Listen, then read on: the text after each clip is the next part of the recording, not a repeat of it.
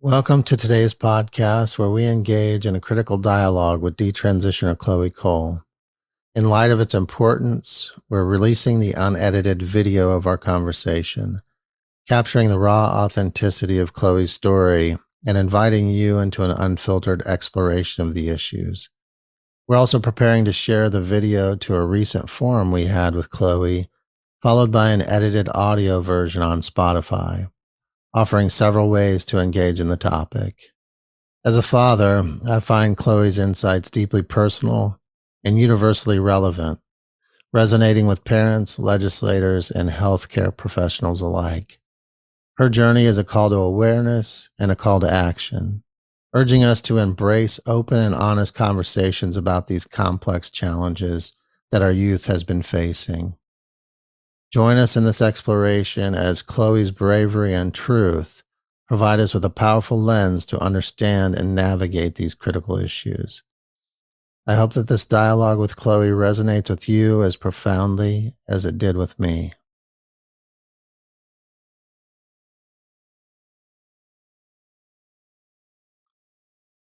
Chloe, thank you for joining us today. Yeah, thank you for having me here today.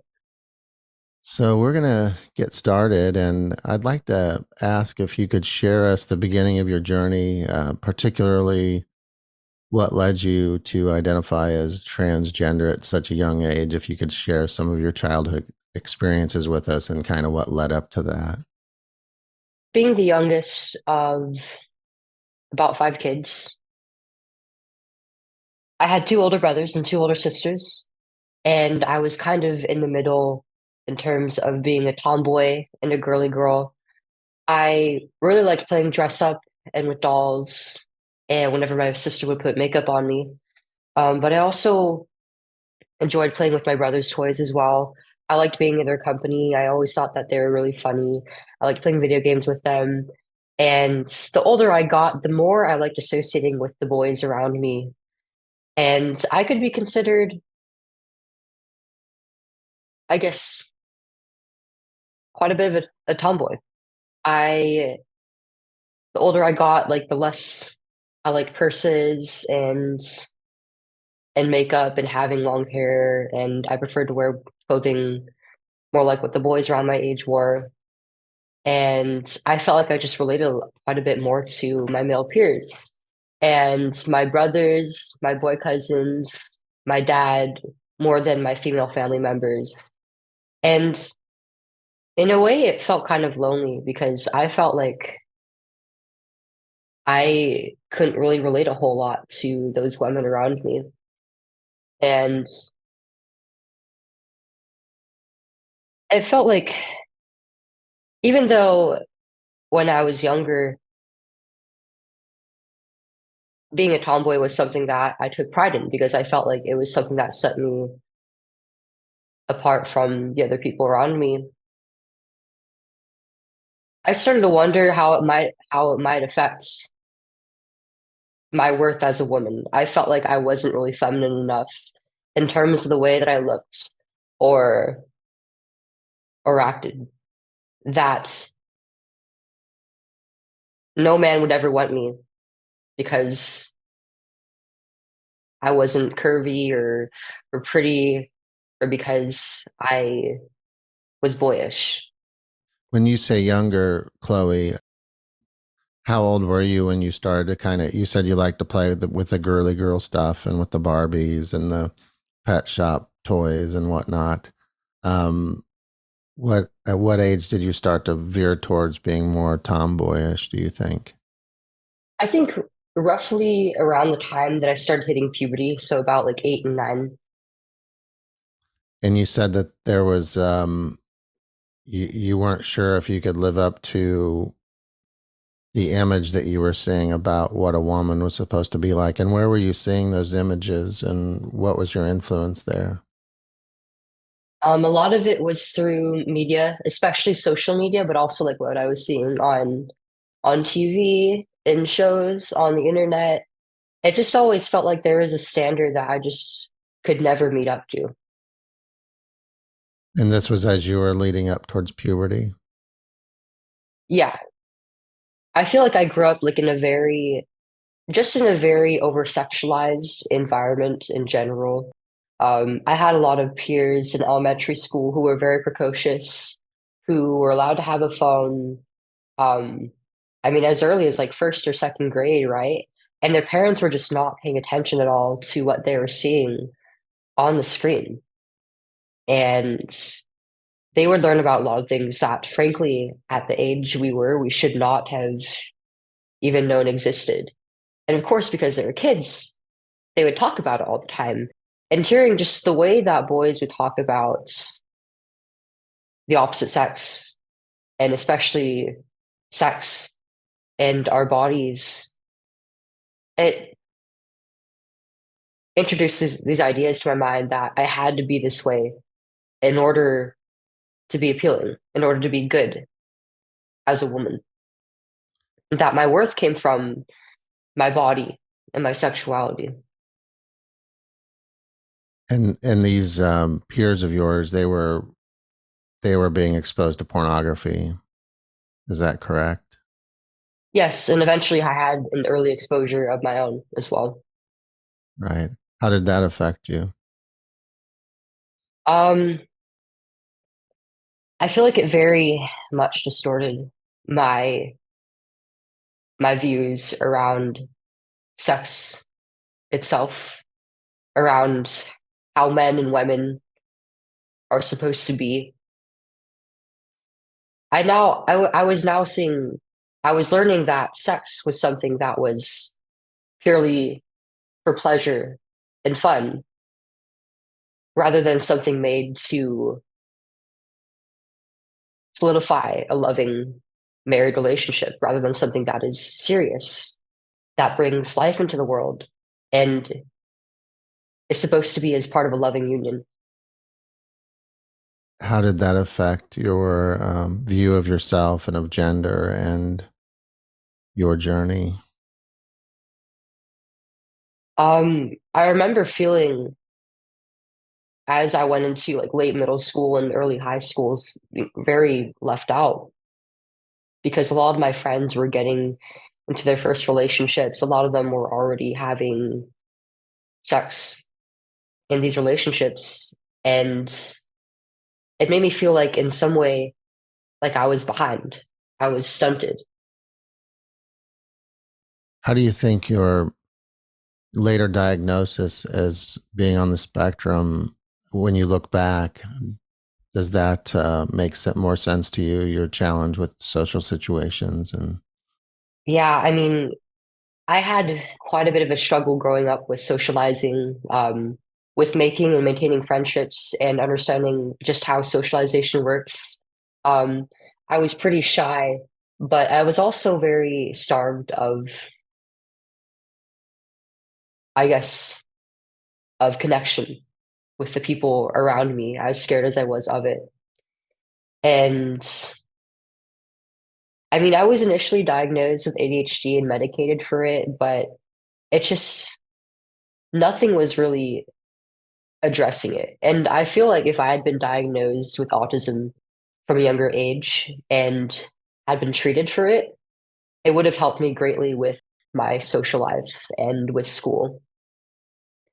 But when I was in, I think about preschool or in kindergarten, that was the first time that that my parents tried to get me diagnosed for autism. And the response they got from the doctors was just, well, your kid she's very smart. She's very smart for her age, and she is well developed verbally. She can read and write well. So we don't think she's on the spectrum. Their justification was basically that I wasn't stupid enough to be autistic, even though most people who are on the high functioning end of the spectrum tend to be pretty intellectual people. yeah, I could tell that about you at our forum. I thought, wow, this young lady's probably the smartest person in the room. You're so articulate, and you tell your story so well. Thank you. Yeah, for sure. So what introduced you first to the idea that you could be something other than a woman in the transgender community? I learned about it through the internet, specifically through,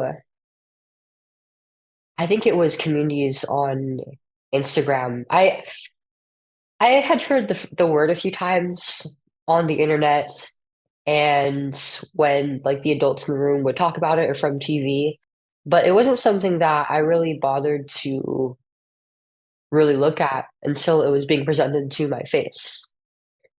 And when I was about 11 or 12 was when I got my first iPhone.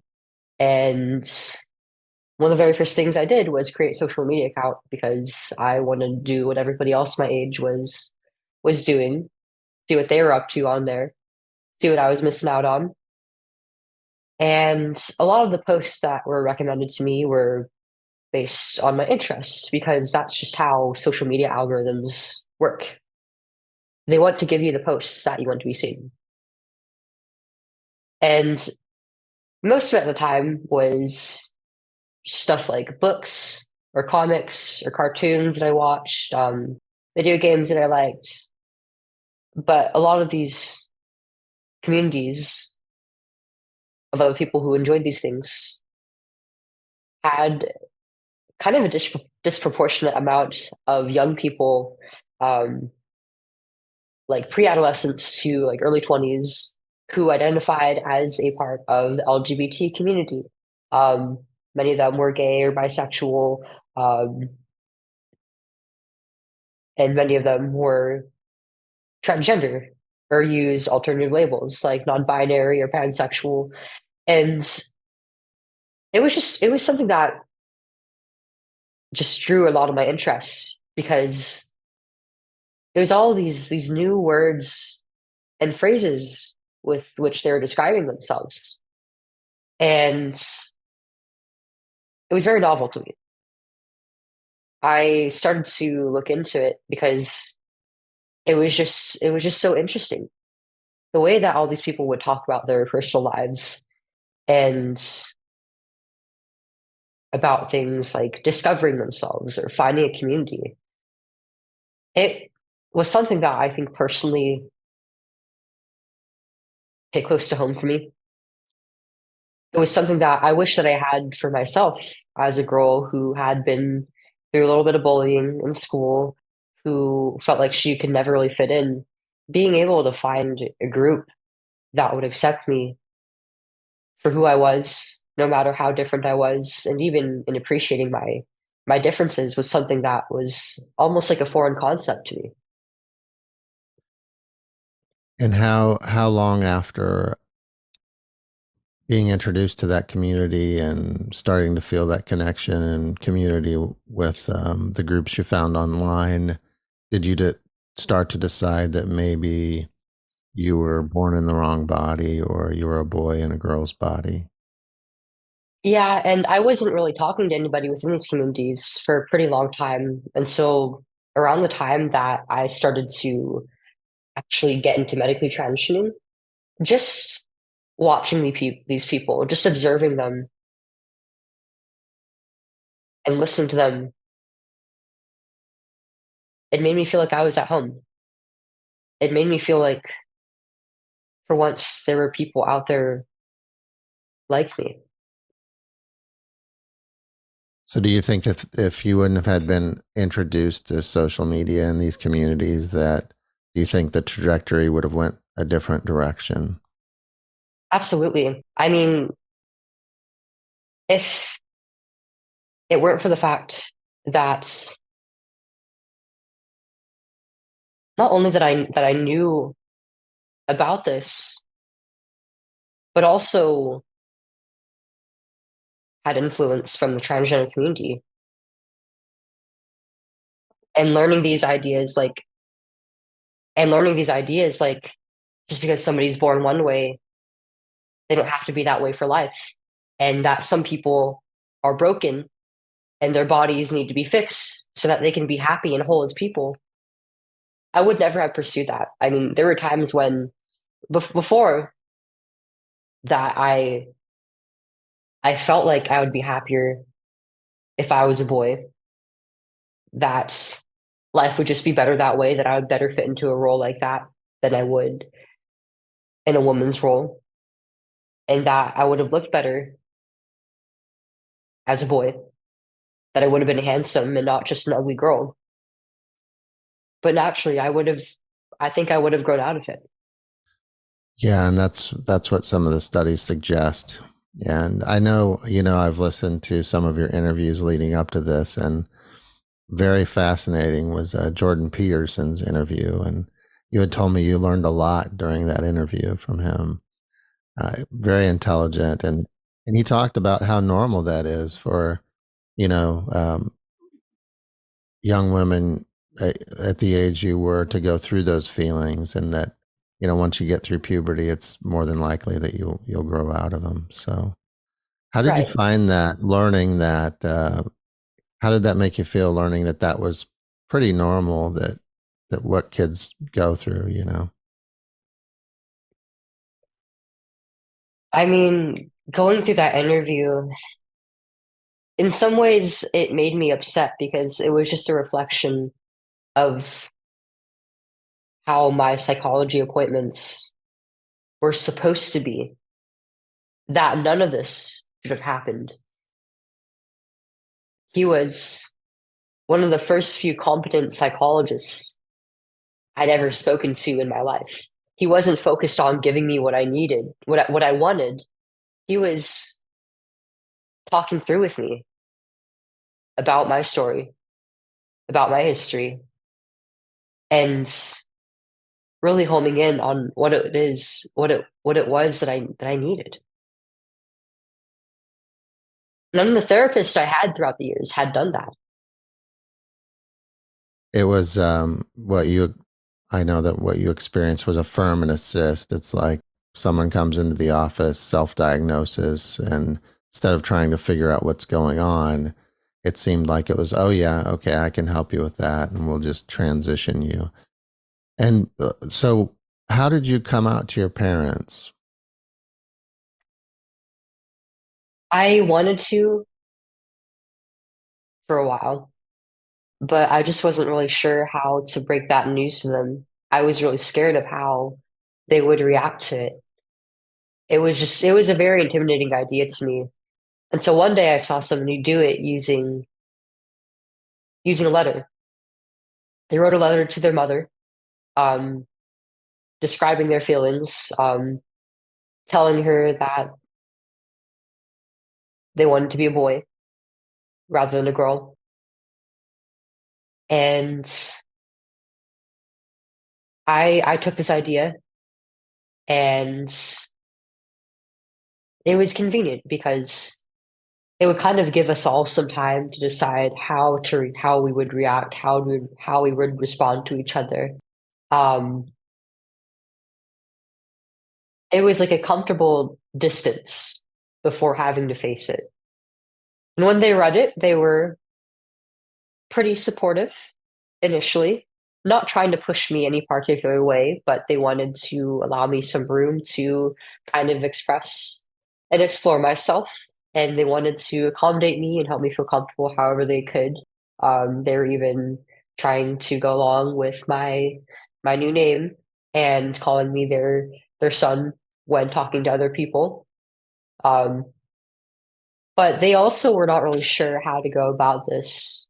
They didn't know if what they were doing was right, really.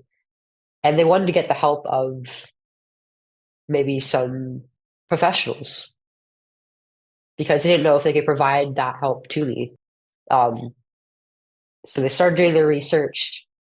Um, Dad kind of suspected that it was a mental health issue because of my struggles in school and with socializing throughout my childhood, and he saw the connection pretty much right away. Um, But they found out online that our healthcare provider at the time, Kaiser Permanente, was recommended as the top choice in our home state of California for caring for youth and adolescents who are struggling with gender dysphoria or want to transition. And they assumed that help, that care meant like mental health resources. They didn't think they didn't think it possible for me to be put on these treatments for so young. And that was not what they wanted for me at all. They didn't want me to be making any permanent decisions while I was still a child. And you were 12 at the time? I was 13 You were by this 13? point in time. And I want to ask you about the letter real quick, just backtracking for a moment. You said you saw someone write a letter and that was on social media? Yeah. And they were videoing. Can you describe that? Was it a video? Was it like a statement they were putting out? Um, it was just like I think, I can't remember what exactly it was. I think it was a post of a picture of a letter that she wrote to her mother. And this was somebody that you were following? Yeah. Okay. Um, okay, then back to the initial visit. Your your parents were seeking psychological help for you to deal with this issue you were having, but they didn't expect that it would lead down this pipeline to um, cross sex hormones and puberty blockers and things like that. That was not what they were expecting at all, no. They thought that I would just be allowed to be a kid in the meanwhile, and then once I was an adult, at least at least 18 years old, then I would be a little bit more developed emotionally and psychologically and more capable of making any permanent decisions governing my body. But I mean, the therapy that I had wasn't really therapy. Like I had a lot of real issues in my life relating to school and socializing with my peers that were just completely ignored during this time. And it was all focused on my gender being the issue. Otherwise, nothing else in my life was really being addressed at all. So I was reading the W Path the other night, well, which is the standards of care for transgender issues or identity issues, and there was a real emphasis on informed consent. Do you feel like you had at all any informed consent, or that you could even give informed consent at such a young age? No, I don't feel like I they really made any effort to give me any sort of informed consent. But at the age that I was, I wouldn't have been able to. And I mean, legally, that is the case, which is why they require parents to sign off on these procedures. And my mom and dad did, but it was under duress. I don't consider it consent at all, regardless of whether these papers were signed, because my mom and dad were coerced into it. They were told that there wasn't really any other choice for me, that it was going to be pretty much either suicide or transition for me. The doctors cited like the high suicide rates in transgender populations. I think the statistic they told my mom and dad was roughly about half. And they used that to convince them that transition was pretty much going to be the only treatment for me. Wow. Yeah, that had to be tough on them. I can't imagine what they went through personally. Like I might have went through the process of socially transitioning and medically transitioning and going back and just the absolute hell on earth that all that was. But I can't imagine what it was like for my mom and dad watching me go through it and going through that as a family. I feel like they were just as hurt as I was personally. So from your first visits and etc., how did it come to, okay, puberty blockers and then lead to testosterone? And what were the effects you experienced with those medications and hormones? Yeah, when I started with the puberty blockers, um, it took about 2 weeks for them to take full effect. Um, it started the drop in estrogen in my body um, caused a period because that's how periods work. And it was probably like the heaviest and most painful period I had had in my life up to that point. And it was already kind of embarrassing because like that was a part of myself that I already was very insecure about that I wanted to get rid of. But after that, it was basically without a cycle and without any hormones in my body. Um, After 4 years of being pubescent, I was in like a premature menopause of sorts. So I was experiencing symptoms that menopausal women experience, like hot flashes, these full body sensations of itching, tingling, burning. It was incredibly uncomfortable. And I was also very lethargic during this time because my body wasn't healthy. There were no hormones. There weren't really any sex hormones in my blood supply. And I was on them for I think like a few months. I can't remember the exact timeline. Um, but it was just a horrible experience. And pretty much every waking up every morning was like a countdown to the day that I would finally start on the next intervention, which was the testosterone. What did the doctors say about the puberty blockers? How did they describe them? Did they describe the potential side effects and things that you would experience? Yeah, so the narrative that you often hear from a lot of these like big name trans activists is that puberty blockers just cause like a temporary stasis that allow kids to just wait to make the decision on which puberty they want, right? Which is not obviously it's not how it works at all. You can't just stop a natural bodily process and not expect nature to fight back. There's no guarantee that puberty is going to start back up normally after starting on blockers, especially after having been on them for years. But that was not the narrative that was presented to me at all by my own doctors. They never talked about irreversibility or anything like that with me. Um, they were going into it with a mindset of, well, we're just doing this before she starts on the hormones to just to clear out the hormones to make way for the androgens that we were going to put her on. And they described it's hard to remember those appointments because they were so long ago, but some of the side effects were talked about, like the hot flashes, and I think potential effects on my bone health. But I mean, other than that, like with all of my treatments, the list of potential side effects was not really comprehensive. And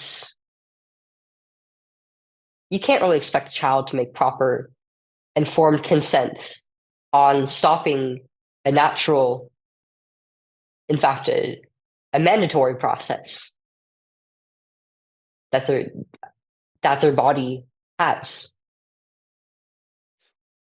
Yeah, and that's kind of why we have all these laws for youth. You know, you can't get a tattoo or smoke a cigarette or drink or join the military, In California, you can't even go into a tanning booth if you're under the age of 18, regardless of whether your parent signs off on it. but you It's a can go crime. on puberty blockers at 11, 12, 13. Right. You can modify your body in other ways, but you're not allowed to get a tan. Sorry. That's interesting. So from there, Then you said you were looking forward to the testosterone, right? I was. Um, I mean, I going into my eighth grade year was incredibly awkward because I was trying to present myself as a boy, trying to dress like them.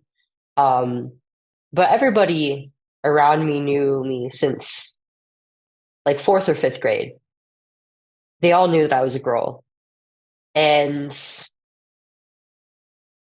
I would get like a lot of weird looks and weird treatment just because I was presenting myself differently. And it was kind of a big source of insecurity for me because I wanted everybody to know me as a boy. And I felt like the solution was to try and look like any other boy my age in my face and my body and in my voice. Then they stopped treating me like this and I'd just be one of them. And within the transgender community, seeing how just how happy these people seem to be when they started on these interventions, I felt like it would make me feel better, that it would fix my problems, and that I would actually become a boy by doing this. So you had this idea that you could really become a Yes, boy, that you could really yes, change your gender completely. yes. I believe that I actually was a boy somehow, despite being in a female body, that I had the brain of a boy, and that was why I felt this way about myself, why I was so boyish, why I was a tomboy. I thought it was because I had the brain of the opposite sex, which is like a common myth going on around in the transgender community that people experience gender dysphoria because they actually have brain patterns that are similar to that of the other sex. And you say that's a misconception. Yes. Um, the studies that they cite around this, I think, are either I can't remember the specifics, but I think they are actually studies on people who experience homosexual attraction rather than gender dysphoria, or they don't control for people who do experience that. Uh, yeah, there was. I remember that at our forum there was a lesbian couple there that were very supportive of you, and one of their the woman that spoke was very knowledgeable about the whole background of this, and one of the things she talked about was how a lot of kids that would just normally grow up to be, gay or something are now being seduced into this idea that because they're attracted to the opposite sex that they're somehow in the wrong body and they're transgender. Yeah, and that wasn't something that I really experienced myself personally. I mean, there were like a few times that I was attracted to somebody, like another girl at school, that I'd have a crush on her, or that I had a crush on a female celebrity, but it wasn't really anything that I hadn't really any serious feelings around, and I never really wanted to pursue anyways because I'm pretty much straight. But I had quite a few friends um who were lesbian and gay growing up who ended up falling into the trap of transitioning and believing that they were the opposite sex. And I think a lot of it has to do with trauma around being bullied or being abused by their family members for feeling this way. They feel like because they many of them were not gender were not really necessarily conforming to what was expected of somebody of their sex. Many of them were tomboys and effeminate men, um, and because they felt like they were broken, like they were some sort of monster that they had to change. They had to become somebody else entirely in order to be okay. Yeah. What were the effects of the testosterone on you? I mean, mentally, it was a total change from just being on the blockers and being devoid of any hormones in my body. Like I felt amazing. I had this. It was almost like a stimulant in how it made me feel. I finally had energy again, and I was very energetic. And I even started to feel like a bit of a. I was very confident. I started feeling very competitive, and it's kind of did change the way that I experienced certain emotions. Like I felt like I had higher highs and lower lows. Um, Negative emotions were a little bit more difficult to deal with in a healthy manner, especially like sadness or frustration. Um, I couldn't really process that anymore. It was very difficult to get. It was very difficult to cry, um, and I could do it for a very long time without any sort of release. And there also was the steep increase in my sex drive, which proved pretty troublesome. Um, it was something that obviously I wouldn't want to talk about with the people around me, right? Because that's pretty awkward. I wouldn't want to talk about that with the adults who I was seeing for therapy or for these treatments about it. Because why would I want to be talking with an adult about sex? That's just weird. But So you it didn't was a really very have real anybody to struggle. talk to about it. No, and it was like a very real frustration for me. Um, I basically became like a hypersexual because I didn't know how to deal with these feelings, and nothing, luckily, physically came of it. But I there were quite a few times when I had been groomed sexually by older adults over over the internet, and I wanted to feel like I had some sort of purpose as a person, that somebody loved me. And I thought that the way to do that was with my body and with sex, basically. Was this through Instagram or what was it through? It was largely through Instagram. Um, some of it was, I remember there actually was an instance where like somebody had sent one of these people one of my way because they were sick of hearing me talk about how lonely, how depressed I felt. And I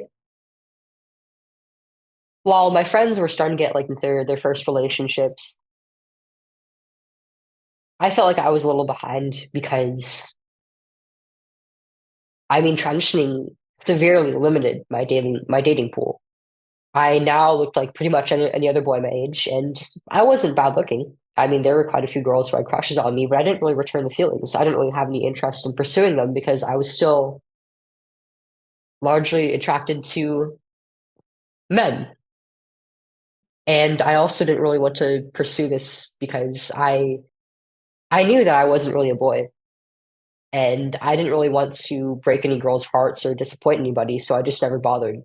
But it was quite a bit of a lonely feeling, and I think the effects of testosterone um, on me emotionally and on my sex drive were something that definitely exacerbated those feelings. The physical changes were they came within like the next like 2 weeks to the first month, and the first one, the most immediate one, was definitely the drop in my voice, which was actually quite deep for a while. Um, it's a lot higher than when it was. while I was few years on testosterone.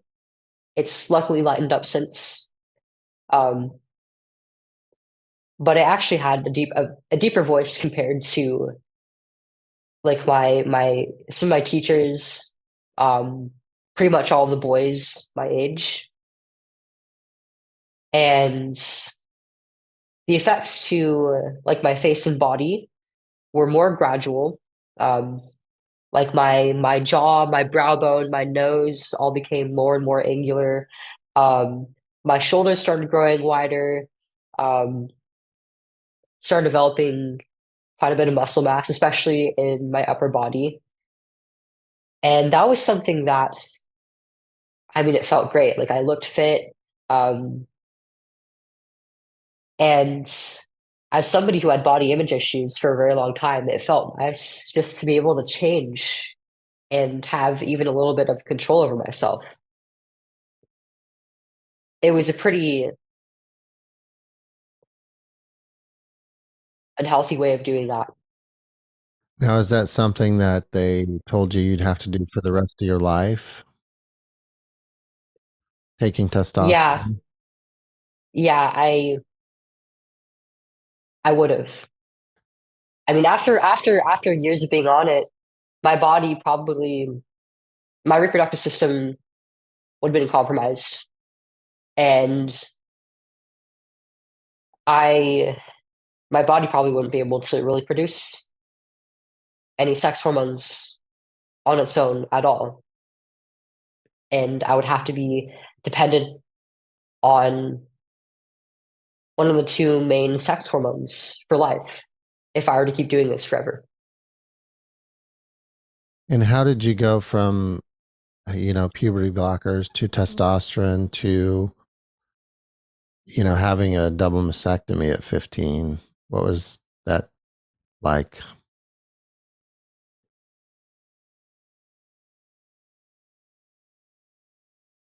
So going through the physical changes of testosterone, I mean, it felt great, but everybody, I was still like in the second half of my eighth grade year, and I didn't really bother with going any further because I just wanted to wait till high school when I'd be going to a bigger school. Not everybody would know me, and I would be able to have like a real restart to my social life. And most people probably wouldn't know that I actually was a girl. Um, I still didn't really make any effort to hide my breasts because of this understanding until I'd been sexually assaulted in the classroom by one of my classmates. That definitely changed my perspective quite a bit, and it added an element of trauma to my transition because now I was afraid of ever being recognized as a woman ever again because now it felt like I would be unsafe if anybody other knew. I wanted to protect myself, and the situation itself went unresolved because I didn't feel like I could report it to anybody. If I brought it up to my parents, they would bring it up to the school, and if we brought it up to the school, I thought it would be a losing battle because we were already struggling with my education, with an IEP that I had that the provisions of which they just didn't really care about making any effort to abide by. If they didn't care about helping me with my education, how could I expect them to help me feel safe after being assaulted by one of their students? Did any of your teachers or peers know anything about this, or? That's the thing. I don't know. The classroom was crowded, probably about like 30 to 40 people in there. So somebody probably had to see it, but nobody responded. Nobody looked my way. It seemed like nobody either noticed or cared. And what happened? Nothing, Mm. nothing. So I felt like I had to defend myself. And that was when I made the decision to start fighting, to start hiding my breasts because I was so scared of something like that ever happening to me again. And this individual had been bullying you before. Yes, he was somebody who had been targeting me throughout the school year, and pretty much everybody just looked the other way when he did. And there was even like a group of girls who told me like, "Oh, he's never going to hurt you," but he did badly. Do you mind talking about what he did? Um, I mean, before that, he would push me, like he'd trip me. Sometimes like he would even like be spitting on me or like throwing papers at me while we were in class together. Um, and this time, like he walked up to me, he looked me right in the eyes, and he squeezed one of my breasts. Mm, that's terrible. And so you began breast binding then. Okay. Yeah, I started using a binder, which is basically like a compression garment for the breasts. And while I felt secure while I was in it, and like it was a nice disguise, I guess, for my chest. I was very cognizant of the fact that it was just that, a disguise. And so every day after I came home from school, in eighth grade and high school, I'd take it back off because I had it on for about 8 hours. I'd worn it in PE whenever I'd work out, whenever I'd go on a run or swim. And it just it was kind of uncomfy how it just sticks to your skin. And once I took it off, that part of my body was still there, and it was something that I became more and more insecure about with each day. As the rest of my body was masculinizing and changing, it's not like these were going away anytime soon. And I wish that I would be able to take off my shirt like any other boy and just be like them because I thought that I was one of them. And I got sick of wearing this binder every day for years on end. So eventually I started considering surgery. And that was in my sophomore year.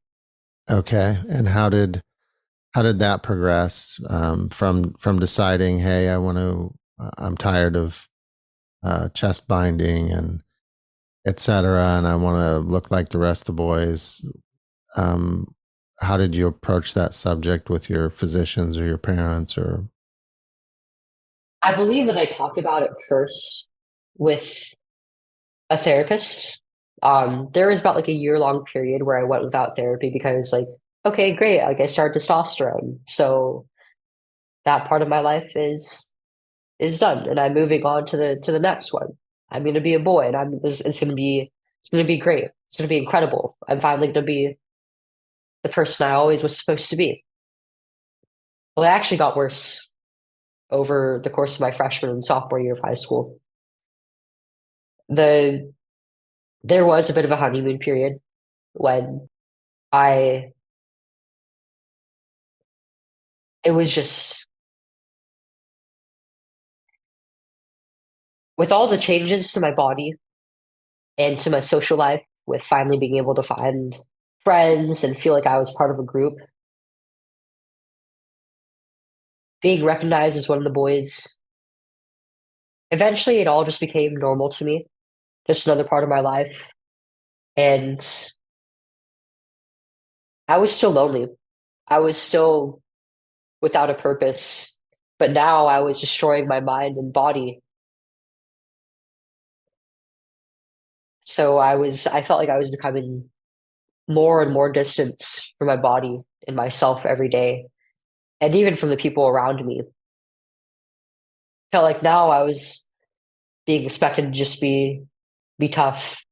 I couldn't talk about my hardships. I couldn't talk about anything really intimate with the people around me because now I was supposed to be a guy. And that was a very tough adjustment for me to make, to deal with. Um, and with being on testosterone, I was more unstable emotionally, psychologically. I was a little bit more ballsy. I started to experiment with substances, with drinking, smoking, marijuana, and so on. And it was just destroying me. And by the time that I was in my sophomore year, I was, for pretty much the first time in my life, I was feeling suicidal. I wanted to be gone. And somebody reported me to the school office, I think because I had talked about it with them. And they called back home, and my mom and dad started sending me to a therapist again because of this. I was diagnosed with major depressive disorder, being treated for suicidal ideation and social anxiety, um, with medication even. And I just kept getting worse. I just kept going to this downward spiral. Um, And so it's safe to and say all of that that was completely ignored. it's safe to say that things didn't get better with transitioning and testosterone and all those things. No, maybe temporarily, which is why it made it so difficult to figure out what the problem was. Because there was that period when it did temporarily give me this false sense of happiness without any substance. Those these feelings that I was struggling with, these real issues with my mental health, with my life, were just completely ignored during the consultations for the surgery. Nobody ever really stopped to consider, is she like mentally fit for this? Is this a good time for us to even be considering this? I was just allowed to go through it. And you mentioned at our forum something about a top surgery class or a top surgery seminar at the hospital or something like that. Yeah, after my first appointment with the surgeon, um, me and my mom and dad were referred to a seminar within the hospital building, for kids and for their families to learn more about what the surgery would entail. And it basically was just like a propaganda class to talk about the different types of incisions and how great these, I think the people were heading it, um, were adults who had undergone surgeries themselves. Um, and it sort of, while it sort of gave me the sense of, well, it's great not to be alone. Like, this is normal. This is how other people feel too. One of the first things that I noticed when I sat down in that class and I looked around was that pretty much every other kid in there looked younger than I was, looked way more feminine, um, and basically looked like they were still girls. So obviously they were not very far into the process of transitioning at all, and yet they were already seeking surgery. How many kids were in this class and parents? Probably probably about like 12 to 15 other families, I think. Interesting. Do you think that there'd be a different reaction if they called it a double mastectomy class instead of a top surgery class? It definitely makes it sound a lot more cutesy and a lot less serious than what it actually is. It's a euphemism. Right. So then from there you went to scheduling a surgery to basically have a double mastectomy, which they call top surgery. Yes. And I went under the knife, the summer after my sophomore year of high school had ended. Um, and this was during a point in time. This was like early to mid 2020. And like I live in California, so like the measures for quarantining during COVID were pretty strict. And there were a lot of cases then of people not being allowed to undergo procedures that were considered elective, even if they were potentially like life-saving or um, greatly would improve a patient's quality of life. And I mean, I had perfectly healthy breasts. They knew this. They did an examination before and afterward of the tissue before incinerating it. I had not even a risk of developing breast cancer. They were removing perfectly healthy tissue, and yet it wasn't considered elective. So it was covered by insurance then. Yeah, and I mean it would be anyways because California mandates that by law. All these procedures are supposed to be covered by insurance. And then so in a way it does incentivize patients to go through it because they're told that it's life-saving, that it'll help them in becoming it's told that they're told that this treatment is a part of their identity and they can go through it without really any costs. So what can you describe the surgery and what it entails? Um, so I got one of the most common types of incisions. They call it double incision with nipple grafts, meaning that they cut into the breast, they take the tissue out, and they also take off the areolas, resize them, and then they put it onto a different position on the chest that they say is a more masculine positioning. Um, the grafts are the worst part of the surgery. They have quite a bit of complications often associated with them, which I ended up developing complications of my own down the line that I will get into in a bit. But I remember I was actually, my surgeon was presenting two different types of incisions to me at first. Um, the the double incision with the grafts and a less invasive procedure. But when I started pushing for the less invasive one, he he backtracked and he said, "Oh no, that's not a good idea. That's actually an experimental procedure," which is kind of funny looking back on it because every single part of this is experimental. But yeah, I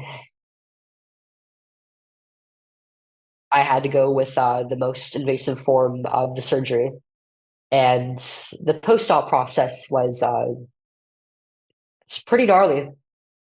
You can't because it's like a major surgery in your upper body and your chest where there's like a lot of tissues connecting.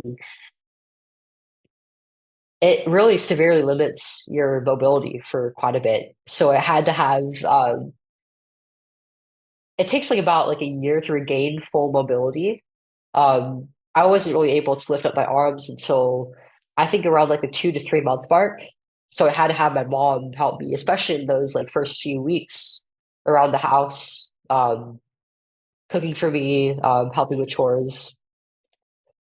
Um, and once I got the stitches taken out, I started having to take care of the wounds and the dressings and redo them like before and after like every shower and bath. And that was uh that was a trip having to take off the bandages and look down at this absolute battlefield that my chest was, looking like looking at all the surgical markings, the scars, the grafts themselves while they were healing.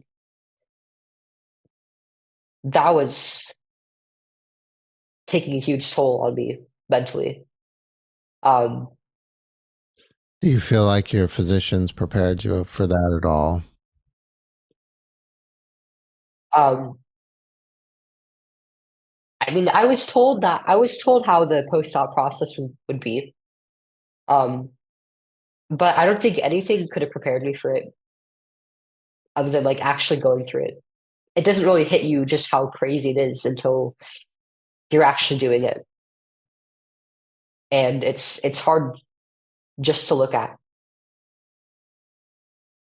Um, I thought I think I started to experience grief over the loss of my femininity, not only of my breasts, but also of things I had while I was living as a girl.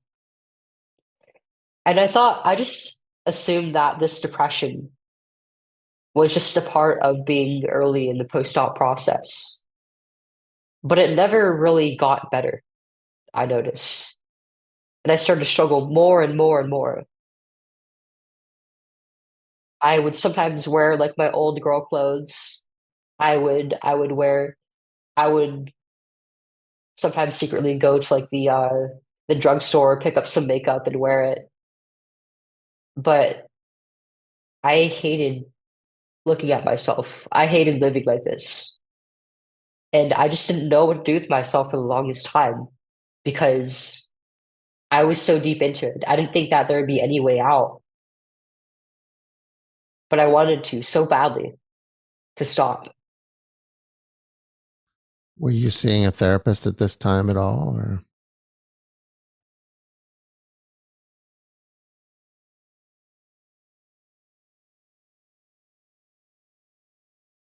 Yeah, I was seeing a therapist at this time for my depression and social anxiety. Um, but I wasn't really getting any better in therapy. And I didn't really tell anybody about these feelings for a long time because I didn't know how it was difficult to verbalize. And it was also hard to admit. And it felt like no matter what, it didn't help to talk about things because I thought that nobody and nothing could help me. It wasn't until I was studying psychology that I got to a chapter that was about like child rearing and motherhood and parenting that it really made me stop and think about these things for the first time in my life. Sometimes those things were talked about very briefly um, in my consultations for hormones and for the surgery and such. But kids don't really think about having a family of their own, not until they're near or in adulthood, really, because that's a lot to expect out of a person that is still growing up themselves. I thought that I didn't want to have kids because I was one, and also because I had these horrible preconceptions about what being a woman and mother would be like. That was something that, like, just the traditional role of women was something that was very devalued um, throughout a lot of my upbringing, not necessarily by my parents, but just like the messages that I was getting around womanhood in general were very negative. Um, but now that all this is being presented to my face and in such detail, it woke me up. I realized I wanted to be a mother, that one day I might want to have children of my own. I wanted them to be biological children. I felt like I had a responsibility to continue the human race. And I wanted to raise a loving family. But this could have taken all that away from me. And now I don't even have breasts to feed my children with. I felt like I was a monster that I had taken away things from myself, not only myself, but also my future family. And it killed me on the inside. And you were 16 at this time, or? Yeah, I was 16. Um, this was less than a year after I had underwent surgery. So, how did you deal with that? How did you deal with all those feelings and the weight of that of feeling like you'd been deprived of your womanhood and of the possibility of being a mother? I couldn't. I didn't know how to deal with this. I was basically non-functional for months, really. Um, I spent a lot of my days just kind of like in bed, not really doing anything. At this point in time, like I couldn't even focus on my studies anymore because I was just in so much pain. Um, it took a while for me to admit to myself that I regret transition, that I wanted to stop. But even after I stopped the testosterone and stopped calling myself a boy, I didn't really know what to do with myself. I was completely disoriented in pretty much every way. I lost my support from the transgender community as soon as I announced that I was detransitioning and started talking about the regret. I lost this community, almost like this sort of second family that I had, just because I stopped. That was a very painful loss for me to deal with. And I didn't really know what to do with myself for a while. I thought that I was going to relate to those trans women because I too was coming back from being a boy and becoming a girl, just like them, right? They hated me. They all hated me. What kind of response I did was you like get? nothing to me. It was like I was nothing to them. They started to. A lot of them were really just picking on me, telling me like, "You look better as a boy. Like, how are you going to be a woman ever again if you don't have your breasts anymore? Like, it's not like you're gonna be pretty ever again." Um, some of them started shaming me for talking about it, saying like, "Oh, you're such a spoiled piece of crap. You're such a brat. Like you didn't deserve parents who loved you enough to care about you and let you transition. You stole resources from us in doing so, by the way, and erroneously transitioning. Um, and you should stop talking about it because you're not helping anybody. You're making our lives worse. You're making us uncomfortable. You're potentially scaring people out of getting the treatment that they might need as people who are really transgender. It's your fault that you didn't know that you were fake, that you weren't a real transgender person. Um, you have nobody to blame but yourself. You're not a victim, so suck it up, basically." And for a while, I just stopped talking about it because how was I supposed to deal with all that? Especially as like a hurt little 60-year-old girl. Nobody had ever treated me like that in my life.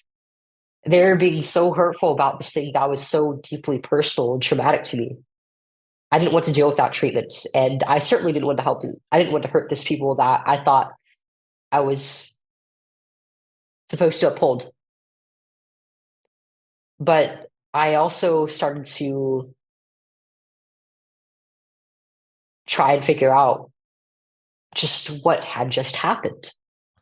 Um, I pondered it for quite a while, and eventually I came up with a word in my head to describe it.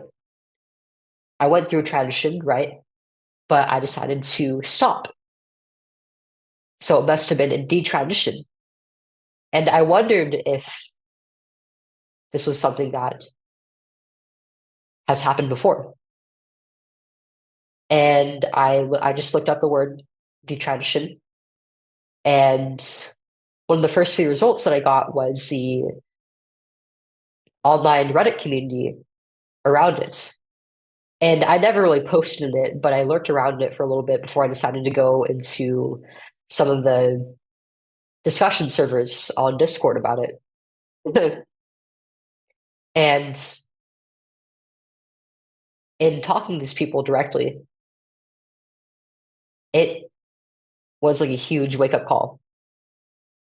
everything that I had ever known about transitioning, everything that I had been told by my doctors, by the transgender community, was a lie.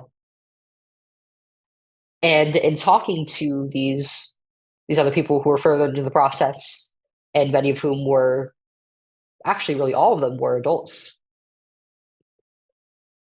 it made me feel this sense of hope that I could get better, that I could live a normal life from this and get stronger every day and find a new normal for myself.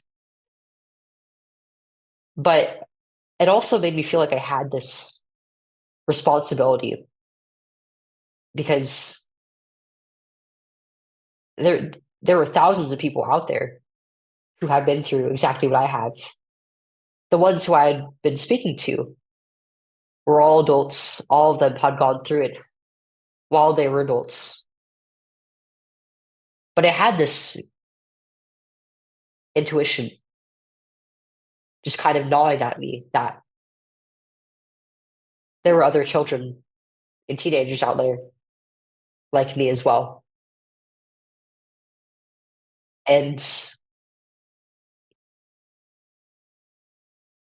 I felt like I had to get myself together, that I had to start talking about what happened to me because I couldn't bear the thought of any more children going through this. That's very And admirable. it was around that same time that there was a while when I couldn't even call myself a girl because I had lost I felt like I had lost so much of it and that I didn't even deserve to call myself that. But eventually I just realized it's only natural. It's not like I could have actually changed my sex. That's something that's going to stick with me for life.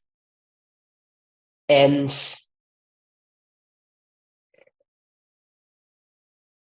I started seeing it as a gift that my mom and dad had given to me at birth.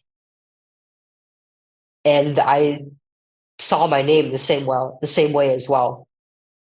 I really wanted to stick with the name that I chose for myself, which I called myself Leo. I thought it was a pretty cool name, and it wasn't too far off from my birth name, just like a few letters taken out of it. But as uncomfortable as I felt with my birth name, Chloe, I felt like I just owed it to my mom and dad because that too was a gift from them. Well, it's a beautiful name. You have a beautiful smile. Thank you. I never really thought that I would grow to be comfortable with it, but eventually I did, For and sure. I'm glad I stuck with it. When you had decided to stop the testosterone, what did your doctors have to say about it? What kind of advice did you get from your psychiatrist or psychologist?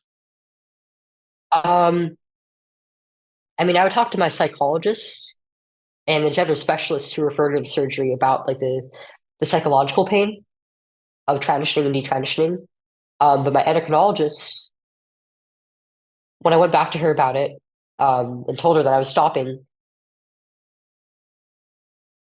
it was almost like she didn't really care. Like I didn't get any advice really on how to stop. I just had to figure it out pretty much all on my own, which was difficult because I'm dealing with basically unscrewing my body and trying to figure out what to do from here without really any professional medical knowledge. And none of the professionals in the room are helping me with it. So they didn't help you at all through your detransition? No guidance at all. Not psychologically, not with the physical process of detransitioning. None. I had to be my own doctor and figure things out for myself, which was horrible because I had some really nasty complications, some of which I'm still dealing with today. Um, when I stopped the testosterone, I just went off cold turkey because I didn't know any better. And I also it was traumatic, even just like looking at the vial, at the syringe, and going through with the injections. I didn't want to be having these changes to my body anymore. I didn't want to have that hormone to my system anymore. I wanted it to stop.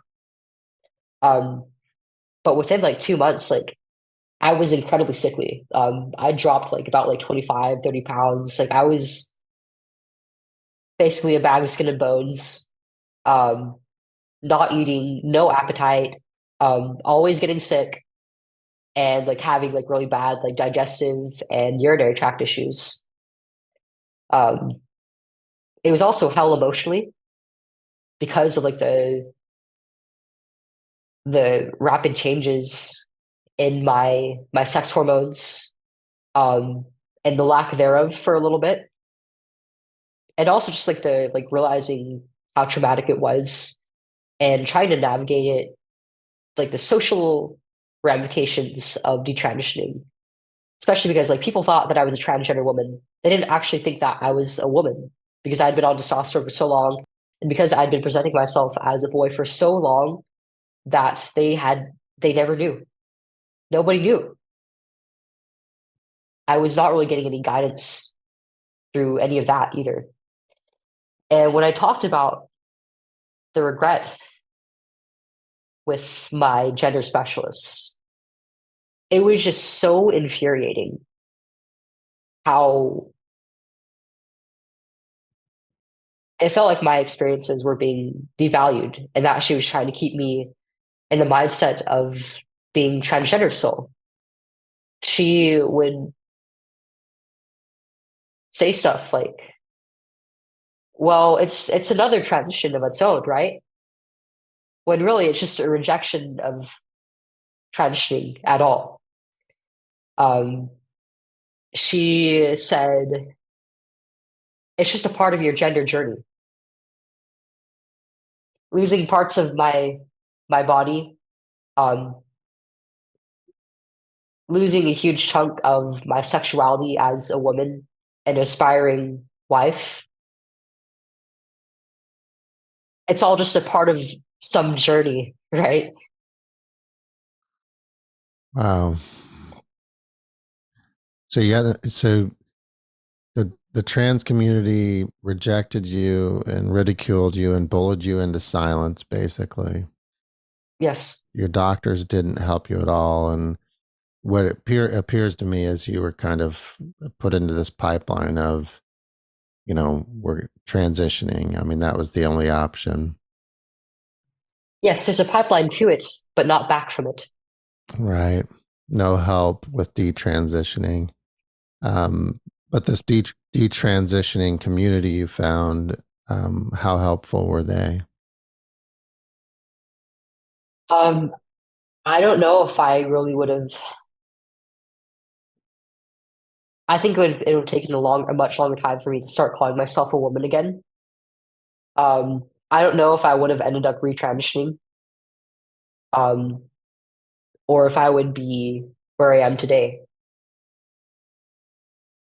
Um, they were a pretty important part of my healing, of realizing what had happened to me, um, of being deprogrammed. But I think if it also weren't for my family, I don't know if I would have even made it out alive. Wow. If I didn't have that love and human connection around me, which was very scarce at that time as I was going through it, I don't think I would have gotten out of it. And so that suicidal idea that they threatened your parents with really didn't come until after you had been on testosterone and you were having so many conflicting emotions and chemicals and things going on in your body, and you had kind of gone down that other path. Right. I mean, puberty wasn't going to kill me. Puberty would have been the solution. And if they just let me grow up, and be a happy, healthy young woman if they just let me figure myself out rather than just gratifying me. I would have been okay. None of this was necessary. It's hard to hear that. We see this going on in our society right now, and it's your story is so important. How did you go from telling your parents and going off testosterone and I'm going to detransition to you said you had that feeling inside that you needed to speak out. When did that start and how did that start? How did you find your voice and when did you start speaking on it? Um, it was, I think, about like a year or maybe a little less after I made the decision to stop transitioning.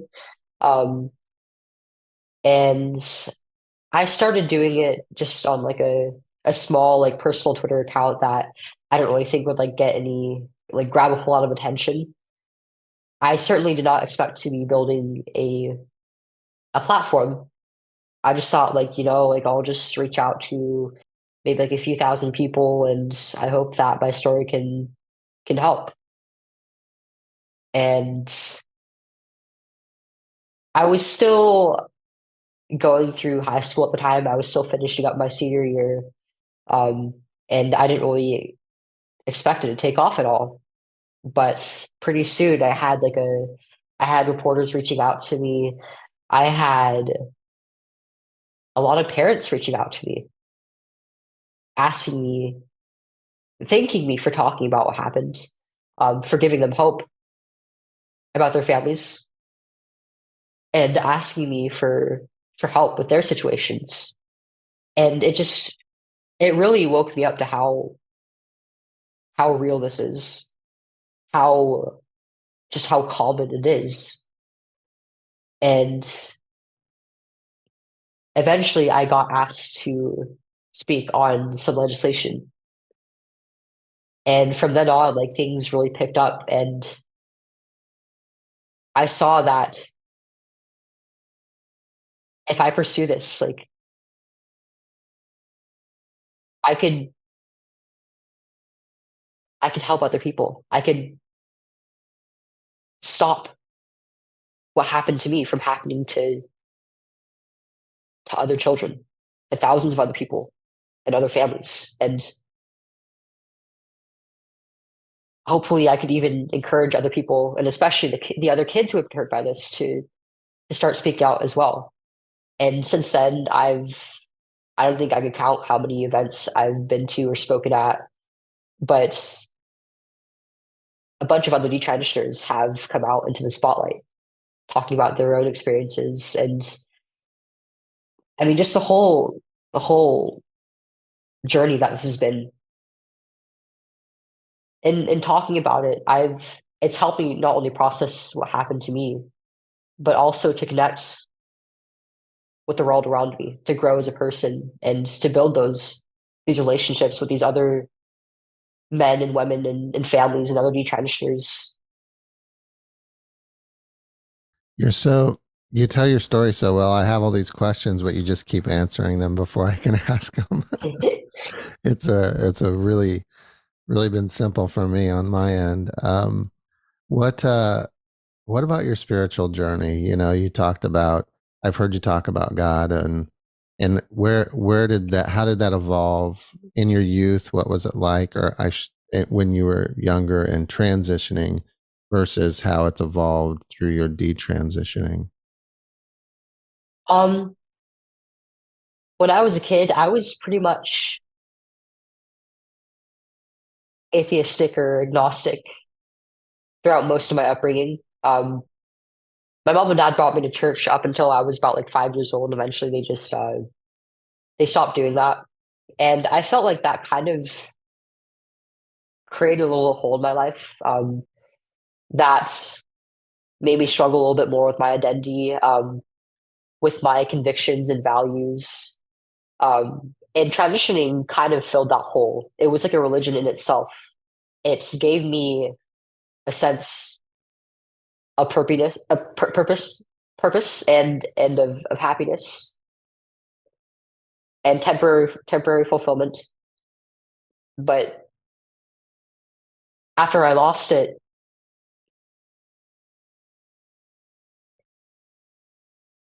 I had to consider, where is my identity going to come from now? Where is my worth going to come from?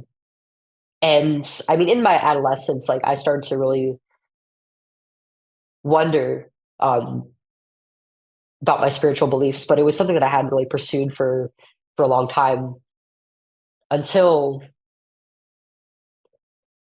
I was a lot of friends that I was making after I detransitioned. Um, Many of them were Christian, and in talking with them and associating with them and in speaking at churches, I mean, it just really started to make me think. Like I personally don't think that I could have gotten out of what I did um, without being guided, without being protected. Like I just don't think that it's humanly possible.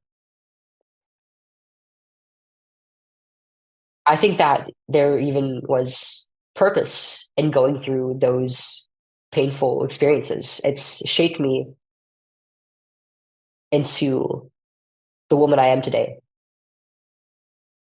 Everything is just how it's supposed to be. I'm being watched and guided and loved by a loving God. This belief is something that it gives me purpose. It gives me a reason to wake up every day and work as hard as I do. And it gives me purpose beyond what's here in the world. Because nothing here is permanent. It's all going to be gone one day. I don't know when I'm going to go, but it's going to happen one day. And I have to consider what's going to happen next.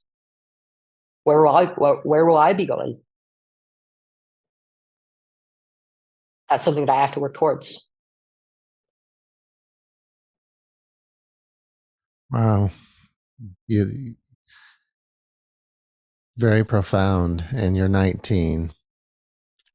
Very profound. So, and you've kind of explained it, but you've bravely shared your story in various public forums, testifying before Congress.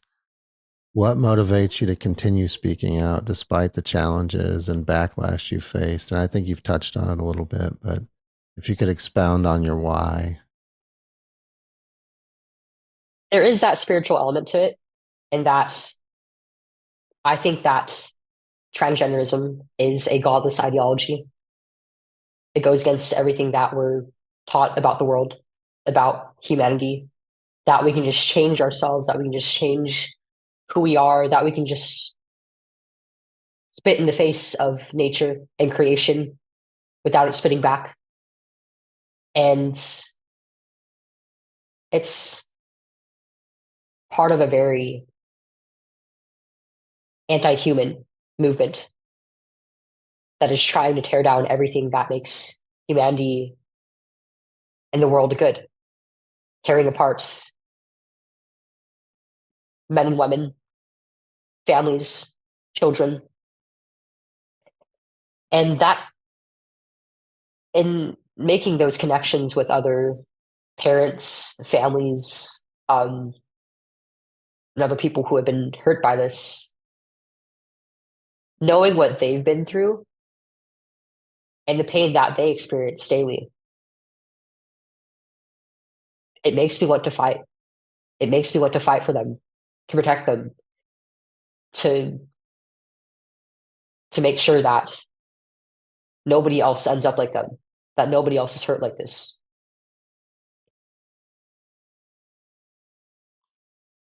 How do you hope your story and advocacy will influence and the conversation around gender identity and youth mental health?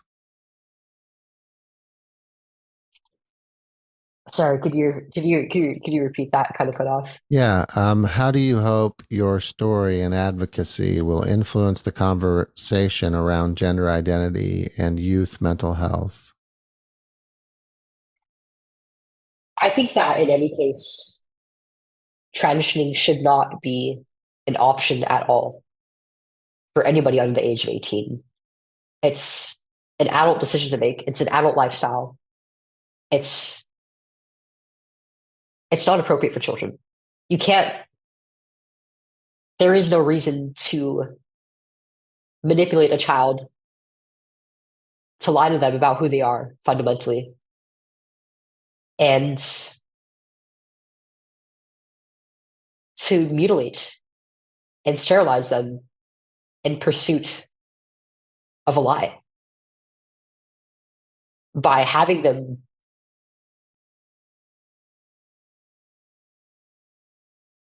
by teaching them that they can just turn away from the truth,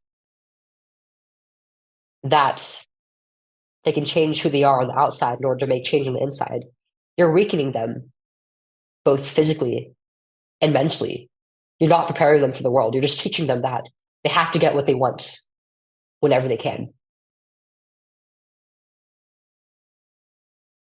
And by not allowing them to develop fully, sexually, physically, psychologically, emotionally, you're depriving them of a fulfilling, of a chance of having a fulfilling adulthood. And that's incredibly cruel. We have to show these kids love. We have to show compassion for these real struggles that they're going through. That doesn't mean that we just give them what they want. That's an important message. And it's so, your story is so important and what you're doing is so important. Um, who is Chloe Cole at her core? Um, I definitely feel like there's a few parts of myself that I don't really feel like I really get the chance to show publicly. Um, I'm I'm very artistic at heart. I love doing illustration. I've gotten into making bracelets is like a fun little thing. Um, I love fashion. I love designing clothing and coordinating outfits together. I love doing makeup, and I'd say I'm pretty whimsical at heart. I love going out and exploring and seeing wherever it'll take me. I love having fun. I love being with my friends. I love being with my family. I love spending time with them. That's fantastic. What are your thoughts on love and how has your journey influenced these thoughts? My thoughts on love. Um, that's very complicated. I think it's definitely not what it's made out to be today. A lot of people, I feel like a lot of people now, especially within my generation, they mistake lust for love, or they think that the loving thing to do is just to give somebody what they want always, rather than stopping to think and consider what somebody might really need, even if that's not necessarily something that they like or want in that moment. I think that if you really love somebody, it'll be tough on them. And it's love isn't supposed to be easy. But I think that the most worthwhile things in the world also tend to be the most difficult. In light of your experiences, how do you define happiness, Chloe? Um, I mean, happiness, it's something that can come from the simplest things. I remember driving home from the airport the other day, and on the side of the road, I saw like a little pumpkin patch, and it kind of made my day. It was just I thought it's so cute. It's just a little patch, but I think it can also come from things that are much deeper than that, from hard work, from something. I think true happiness comes from putting effort into something and seeing the fruits of your labor come out. And I feel like I've definitely found happiness in what I'm doing now as I'm starting to see this movement that I'm a part of make progress in the country, in the world, and having the work that I and my friends and the other people that I worked with start to really to pay off. There's not really any feeling quite like that. That's amazing. And it is paying off. And I see, like the other night at our forum, after our forum, I mean, the amount of appreciation that people had for your courage and your story and for the changes that you're making. It was amazing just to see that. Um, what message or advice would you like to share as we're wrapping up for families and young people who might be currently navigating a similar experience? Um, I mean, I think for any parents, I would tell them that you have to be very cognizant. You have to be very active in your child's life and to always be a step ahead of your children, to know what they're looking at, who they're interacting with, um, and to be the biggest influence in their lives, to not let outside influences get to them before you do.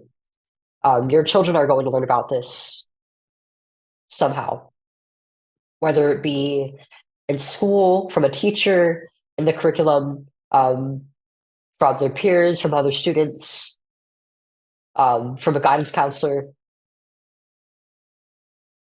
or from the internet. They are going to find out about it. And it's up to you to teach them the truth, to teach them how to discern between the truth and fantasy before other adults try to get in the way between you and them. And a lot of these kids, I feel like, they struggle with their self-worth and their identity because they don't really have much of a community around them. Many of them don't really feel like they're very close to their families or they're getting bullied at school and they want to find that that identity, that community through other means. Many of them turn to the internet and they'll find it. But that's how they get introduced to unhealthy ideas like this idea that their worth as a person comes from superficial things like their body or the way that that they look, or from their sexuality. You should be instilling in them that their identity comes from their purpose, from what they have to give to the family, their community around them. And you should be working on that with them by encouraging them to build their skills and their hobbies and to find that community with people around them in the real world, which is why I feel like things like sports, school clubs, and community service are especially important for children. It gives them that sense of community. It gives them something to build, a team to work with, and a spot in their community. Wow. I've said wow several times during this interview. You blow me away. I mean, that message was so powerful and so important for people to hear. And, I want to thank you for joining us and for being such a guiding light in this conversation that's so crucial right now. It's your voice and the people that you're inspiring and the other folks that are joining you that are going to make such a big difference. And what you have to say, it really needs to be part of the conversation. So, Chloe, thank you so much. God bless you in your journey. And, we're all behind you for sure. So thank you. Thank you, sir. Yeah, thank you.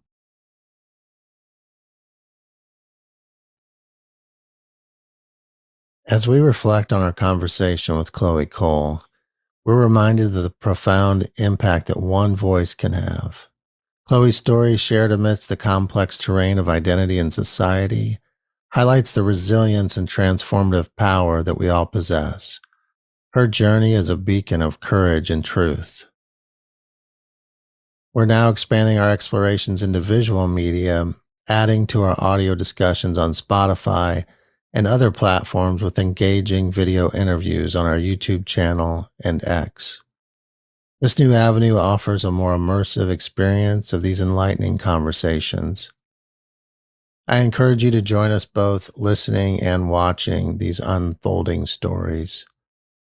Subscribe to our YouTube channel, follow us on X and our audio platforms to stay connected with our series of deep and impactful dialogues. Thank you for being with us today for this insightful session with Chloe Cole. Your engagement in this journey of understanding is deeply valued. Stay curious and open-hearted, and join us next time as we explore more topics that touch upon our shared human experience.